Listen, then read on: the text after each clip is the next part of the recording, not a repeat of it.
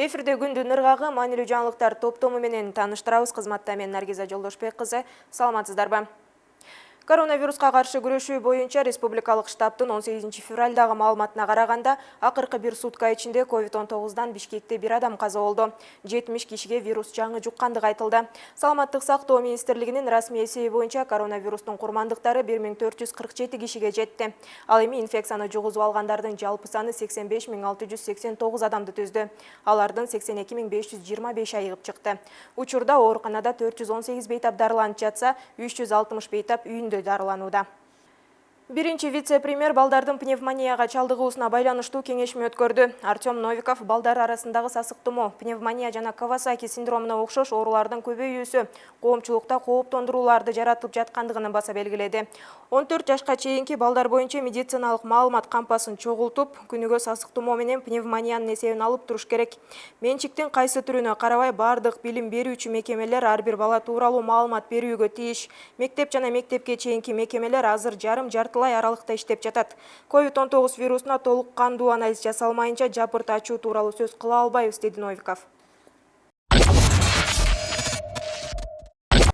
Бүгүн Германиядан Бишкекке учуп келген улуттук коопсуздук боюнча мамлекеттик комитеттин төрагасы Камчыбек Ташиев Баткенге барып, чек арада жайгашкан айыл тургундары менен жолугушту.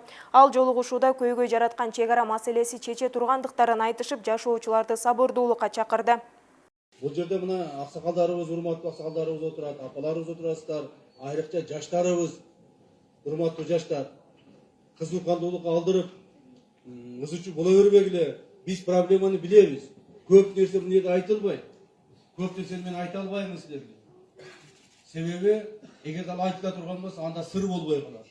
Анда мамлекеттик сыр болбой калат. Анда аскердик сыр болбой калат. Мамлекетибиздин коопсуздугун сактоо үчүн, коопсуздугун камсыз кылуу үчүн биз бардык чараларга барабыз.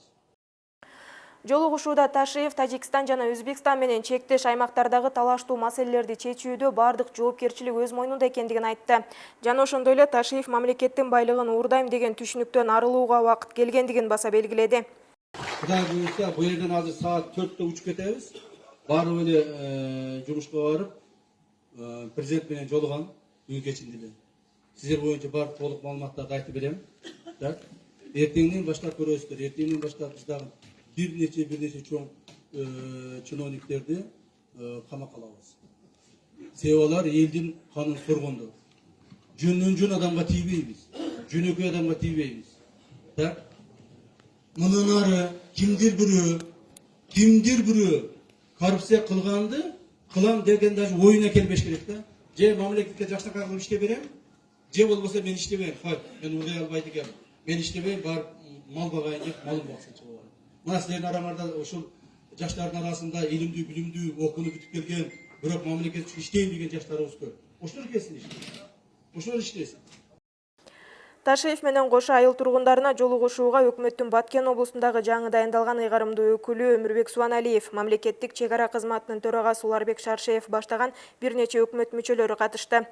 Соңку күндөрү Баткен жана Жалал Абадтын Ала Бука райондорунда жергиликтүү тургундар менен коңшу мамлекеттин жарандардын ортосунда жерге байланыштуу чыр-чатактар катталган. Манас эл аралык аэропортунун башкаруу кеңешинин мурдагы төрагасы Мурат Примбердиев кармалды. Башкы прокуратуранын маалыматында ал Манас Management Company ишканасынын айланасындагы жемкорлук схемага байланыштуу камакка алынды. Примбердиев коррупция беренеси боюнча айыпталууда. Ал Ички иштер министрлигинин убактылуу кармоочу жайына киргизилген. Кылмыш иши боюнча тергөө иштери уланууда. Башкы прокуратура, транспорт прокуратурасы менен кошо эл аралык аэропорттогу Манас Management Company ишканасынын жетекчилиги тарабынан чет өлкөлүк компанияларга мыйзамсыз жеңилдик берип келгендигин аныктагандыгын 2020-жылдын 30-декабрында кабарлаган.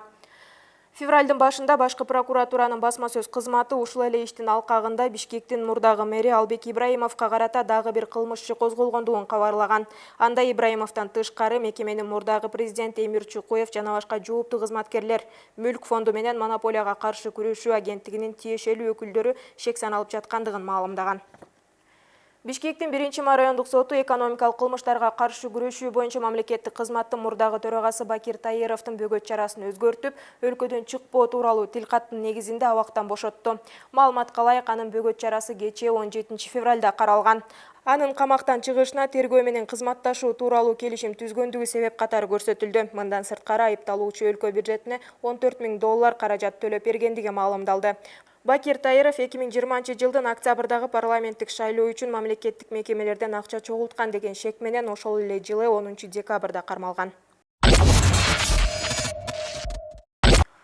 Бишкекте Адилеттүү Кыргызстан партиясынын лидери Элдар Абакиров, Асман Алатоонун лидери Аймен Касанов жана Реформа партиясынын лидери Клара Солоронкуловалар бирикти. Жергиликтүү кеңештин шайлоосуна катышуу үчүн бириккен саясатчылар бүгүн 18 февралда маалымат жыйын беришти. Биригүүнүн негизги максаты силерге окшогон прогрессивдүү, жаш, муунду бир күчкө, бир саясий күчкө бириктирүү.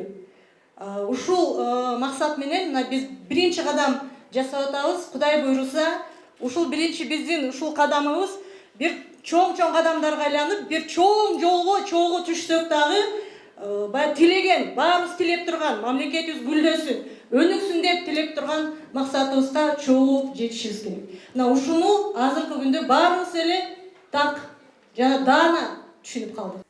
Жыйындын соңунда биригүү жөнүндөгү меморандумга кол коюлду. Жана ошондой эле чучу кулак кармоо жолу менен бириккен топ Реформа партиясынын аты менен шайлоого аттанмай болушту. Кошумчалай кетсек, 3 лидер тең 10 январда өткөн президенттик шайлоодо талапкер болгон. Ушуну менен күндүн жүрүшүндө топтолгон жаңылыктар түрмөгүн жыйынтыктайбыз. Эмки эфирден амандашканча саламатта туруңуздар.